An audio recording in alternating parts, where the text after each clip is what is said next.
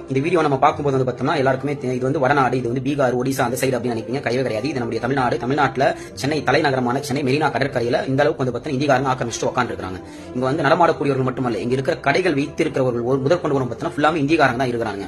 ஆக நான் கேட்கறேன், எப்படி விட எங்க கடை வந்தது உனக்கு அப்படின்னு சொல்லி நான் கேட்கறேன். நான் 4 லட்சம் ரூபாய் கொடுத்திருக்கேன் பாய், நான் 3 லட்சம் ரூபாய் கொடுத்திருக்கிறேன் பாய் அப்படின்னு டைட்லா சொல்றான்.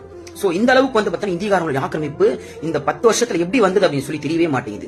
ஆக கிட்டத்தட்ட ஒரு மாசத்துக்கு முன்னாடி கிருஷ்ணகிரி பக்கத்துல ஊத்தங்கரை அப்படின்ற ஏரியால ஒரு 4-5 இந்திகாரன் வந்து பார்த்தோம்னா நம்முடைய தமிழர் வந்து பார்த்தோம்னா 2 நாள் கட்டி போட்டு அடிச்சிருக்கானுங்க. எதனால அப்படின்னு சொல்லி கேட்டா, அவர் வந்து பார்த்தோம்னா அவருடைய இந்திகாரங்களை வந்து பார்த்தோம்னா வேலைக்கு சேர விடாம கெடுக்கிறாராம். அந்த கெடுத்தனால வந்து பார்த்தோம்னா அந்த இந்திகாரங்க கோவத்துல வந்து பார்த்தோம்னா அவர் வந்து கூட்டிட்டு போய் தனியா கூட்டிட்டு போய் கிட்டத்தட்ட ஒரு 4-5 இந்திகாரங்க 2 நாள் கட்டி போட்டு அவர் அடிச்சிருக்காங்க. சோ இந்த அளவுக்கு வந்து பார்த்தோம்னா இந்திகாரங்களுக்கு அதிகாரம் ஆணவம் எங்க இருந்து வந்தது?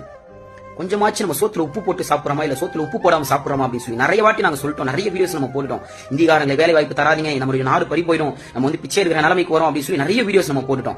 ஆனாலும் நம்முடைய தமிழ்நாட்டு மக்கள் இன்னமும் திருந்தாம இந்திகாரம் தான் எனக்கு வேணும். ஏன்னா இலங்கையில் இதே மாதிரி தான் வந்து பார்த்தா ஊடுருவனா சிங்களம். இன்னைக்கு வந்து பார்த்தா இலங்கையே வந்து பார்த்தா தன்னுடைய கட்டுப்பாட்டுக்குள்ள கொண்டு வந்து பார்த்தா நம்முடைய தமிழர்கள் ஈழ தமிழர்கள் துரத்துறான். அதே மாதிரி நிலைமை நம்மளுக்கு வரணுமா சொல்லுங்க? ஒரு நிமிஷம் நினைச்சு பாருங்க. இந்த தமிழ்நாட்டையும் நம்ம விட்டுட்டோம் அப்படின்னு வைங்களேன், அடிமைகளாக்கப்படுவோம், அனாதைகளாக்கப்படுவோம். ஒரு நிமிஷம் நினைச்சு பாருங்க. நான் இது மன வேதனையோட சொல்றேன். தயவு செஞ்சு சொல்றேன், இந்தியாரங்களுக்கு வேலை வாய்ப்பு தர்ற ஒவ்வொரு முதலாளிக்கும் இந்த வீடியோ வந்து ஷேர் பண்ணுங்க. தயவு செஞ்சு இந்த வீடியோ எல்லா மக்களுக்கும் தெரியட்டும். என்றும் அன்புடன் நன்றி.